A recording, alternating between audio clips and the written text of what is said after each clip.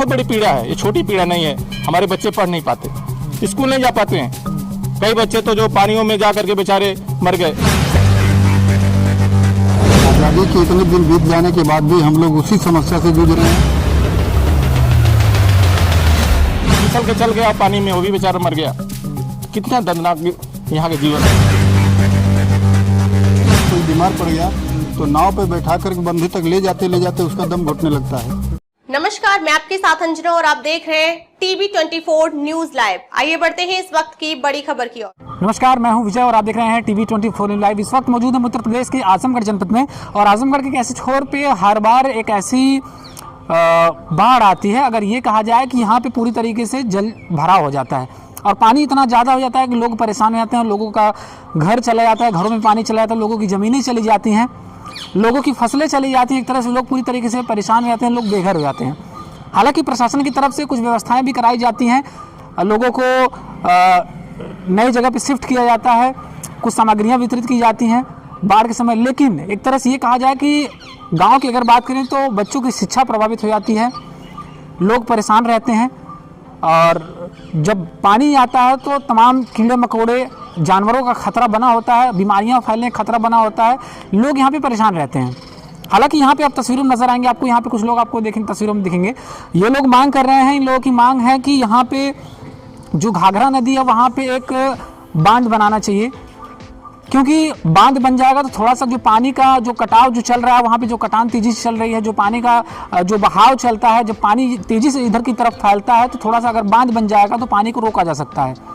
हालांकि इससे इतनी ज़्यादा समस्या हो जाती है कि लोग काफ़ी ज़्यादा परेशान हो जाते हैं, लोग भयभीत हो जाते हैं, डरे हुए लोग होते हैं। हमने एक बार पिछले गंगापुर गाँव की खबर भी आपको दिखाई थी, जहाँ पर लोग पूरी तरीके से गाँव में डरे हुए थे, उनकी ज़मीनें चली गई थी, उनके घर चले गए थे, और ऐसा ही यहाँ पे भी हो जाता है। हालांकि इस वक्त मौजूद हैं हम शिवपुर बुढ़ऊ बाबा का स्थान है, और यहाँ पे ये लोग बैठ के आपस में मीटिंग की है और इन लोगों की मांग क्या है इनसे बातचीत करते हैं और जानने का प्रयास करते हैं कि ये लोग आज यहाँ पे इकट्ठा हुए हैं, किन मांगों को लेकर के ये लोग बैठे हुए हैं।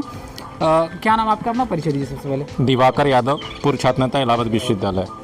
हम लोग आज अपने जवारा क्षेत्र के सभी सम्मानित बुद्धिजीवी के प्रति सबको लेकर के हम लोग ये मीटिंग किए कि घाघरा का जो पानी है बाढ़ का, ये बहुत भयावह स्थिति कर देता है। यहाँ का जनजीवन अस्त व्यस्त हो जाता है, कटान से उपजाऊ ज़मीनें कट जा रही हैं, लोगों के मकान जो है बह जा रहे हैं। यदि माझा कमहरिया से लेकर के अगर सगड़ी के बेल्ट तक दूसरा बांध, कहें तो रिंग बांध यदि बन जाता तो यहाँ के लोगों की ज़िंदगी को बहुत बड़ा सुधार हो जाता। बाढ़ का पानी आता है, लोगों की ज़मीनें जो है बंजर रह जा रही हैं, कोई खेती नहीं कर पा रहा है, बच्चे स्कूल नहीं जा पाते हैं, और जो खेतें जो खाली हैं, जब कुछ नहीं होता है वो उसमें जो है घास फूस उग जाते हैं, उन्हें पन्ने दाम पे पूंजीपति लोग खरीद दे रहे हैं। अब वही बेचारे मजदूर बन जाएंगे। यदि उनकी ज़मीनें, वो अपनी उपजाऊ ज़मीनों को अगर जोते बोते तो बेचने की जरूरत नहीं पड़ती। तो ये भयावह स्थिति है यहाँ की। बाढ़ आ जाती है तो समझिए कि यहाँ का जनजीवन पशुओं से बदतर हो जाता है। चाहे कोई अधिकारी हो, वो आवे, जब बाढ़ आती है अपना जीवन जिए, अपना परिवार लेकर, समझ में आता। आज़ादी के बाद बताइए 19वां हम लोग स्वतंत्रता दिवस मना रहे हैं, लेकिन हम लोग बाढ़ में डूब रहे हैं। इसी समस्या को लेकर हम लोग एक बड़ी बैठक किए हैं और सबका यही एक मत आया है कि हम लोग एक नए बांध के लिए मांग करें। हम शासन प्रशासन से, शासन बैठे लोगों से भी विनम्र निवेदन करते हैं कि आप लोग एक बांध बना करके यहाँ के जीवन को सुधारिए, जितना जल्दी हो सके आप लोग नया बांध बना दीजिए। और इसी को लेकर हम लोग बैठक किए हैं। हम चाहते हैं कि हमारे शासन प्रशासन बैठे लोग यहाँ की पीड़ा को समझें। ये बहुत बड़ी पीड़ा है, ये छोटी पीड़ा नहीं है। हमारे बच्चे पढ़ नहीं पाते, स्कूल नहीं जा पाते हैं। कई बच्चे तो जो पानियों में जा करके बेचारे मर गए। एक बच्चा जो अपने माँ का दवा लेके जा रहा था पिछले साल, फिसल के चल गया पानी में, वो भी बेचारा मर गया। कितना दर्दनाक यहाँ का जीवन है, इसको प्रशासन समझने की कोशिश करे। प्रशासन जब कभी आप लोग कहते हैं तो क्या कभी कुछ पे विचार नहीं किया? देखिए, ये जो बांध है ये सभी समस्याओं का हल है। ये अगर एक बांध जो है घाघरा नदी के समीप थोड़ा सा छोड़ करके बन जाता है, माझा कमहरिया जहाँ कटाव हो रहा है उसका छोड़ कर थोड़ी सी दूरी पे, और ये सगड़ी बेल्ट तक, तो यहाँ के काफ़ी ज़मीनें बच जाएंगी। और जब बांध रहेगा तो बांध को बचाने प्रशासन भी आएगा, काफ़ी बोल्डर पड़ेंगे वहाँ पे। जब पानी इधर नहीं आएगा, आप देखिए यहाँ पे कुढ़ई से लेकर के शाहपुर लगभग 9-10 किलोमीटर की बाढ़ जाती है, पानी धारा बहती है। कितना लंबी धारा हो जाती है। नदी को तो 2-1 किलोमीटर में रोका जा सकता है, 10-10 किलोमीटर के आप डूबो रहे हैं। गोला के यहाँ जो है पानी बहता है, परसिया तक आप डुबा रहे हैं, हाजीपुर तक। तो ये कहीं न कहीं से शासन प्रशासन, पहले ये जो महुला गढ़वाल बांध बना था उस समय सरदहा तक बढ़ जाती थी, तब इधर आबादी नहीं थी। इसलिए समय की मांग है। हम पुनः शासन प्रशासन से ये आग्रह करते हैं कि इस बांध के लिए जागरूक होकर, जागरूकता फैला करके बहुत ही यथाशीघ्र पूरा करें। ठीक, अपना परिचय दीजिए। चंद्रशेखर यादव। आज यहाँ पे आप लोग बैठक किए हैं, क्या मामला था पूरा बताइए। ऐसा सर, बाढ़ के लेके बहुत ज़्यादा चिंतित है। बाढ़ आती है, यहाँ का जीवन अस्त व्यस्त हो जाता है, बच्चे स्कूल नहीं जा पाते हैं, सांप आते हैं और अधिकारी बंदे से होकर चले जाते हैं। जो यहाँ रहता है उससे पूछिए क्या हाल है दिल का। इसकी मांग है, सरकार इसकी मांग को पूरी करे। तो पानी चला आता है इधर, तो कैसी स्थिति रहती है यहाँ पे? भैया नाव द्वारा सब जाते हैं, बच्चे स्कूल नहीं जा पाते हैं 3-4 महीना, हर तरह समस्या है। तो शिक्षा के भी तो काफ़ी अभाव रहता है। बहुत बहुत यहाँ कोई विद्यालय नहीं है। विद्यालय नहीं है? कहाँ विद्यालय यहाँ है? बाढ़ में बंद हो जाता है सब विद्यालय।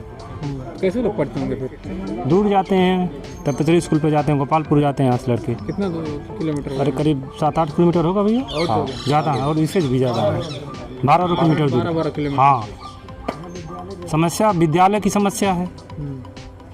और बाढ़ में दवा भी नहीं मिलती है, किसी तरह नाव से अस्पताल भी नहीं यहाँ पर है। तो बहुत समस्या है। अगर बंधा बन जाएगा ये समस्या का हल निकल जाएगा। ठीक है। दयाराम साहनी सर। ये जो समस्या दोबारा की आप लोग लेके यहाँ पे आप लोग आज बैठक किए हैं, उसके बारे में बताइए, कैसे क्या समस्या होती है, आप लोग कैसे? समस्या तो बहुत गंभीर है सर, और आज़ादी के इतने दिन बीत जाने के बाद भी हम लोग उसी समस्या से जूझ रहे हैं कि बाढ़ में जब 3 महीने 4 महीने हम लोग बहुत ही तबाह रहते हैं।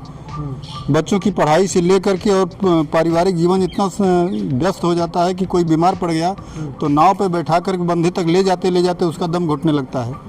तो इस सब समस्याओं को देखते हुए हम लोगों ने सब मिलकर के एक सुझाव तैयार किया है कि अगर सरकार से हम लोग मांग करें, रिंग बंधा बन जाता है तो हम लोगों की सारी समस्याएं जो है दूर हो जाती हैं। जो खेती है वो सभी लोग बढ़िया से खेती करते, बच्चे आराम से स्कूल जाते, जबकि बड़ा स्कूल भी इस क्षेत्र में नहीं है। प्राइमरी स्कूल जो गांव में इक्का दुक्का हैं तो वो बरसात में बंद हो जाता है, प्रभावित होता है पूरा बाढ़ क्षेत्र। और जो थोड़ा 5 से ऊपर पढ़ने वाले लड़के हैं उनको पूछिए तो 12 किलोमीटर 10 किलोमीटर दूर जाना पड़ता है। यूनिवर्सिटी की वैसी बात ही छोड़ दीजिए, वो तो कोई है नहीं है, 10-12 किलोमीटर या 15 किलोमीटर के एरिया में कोई है नहीं है। तो तमाम समस्याएं हैं, और इन सब समस्याओं को देखते हुए हम लोग सोचे कि अगर रिंग बंधा बंध जाता है तो सारे लोगों को ये समस्या का समाधान हो जाता है।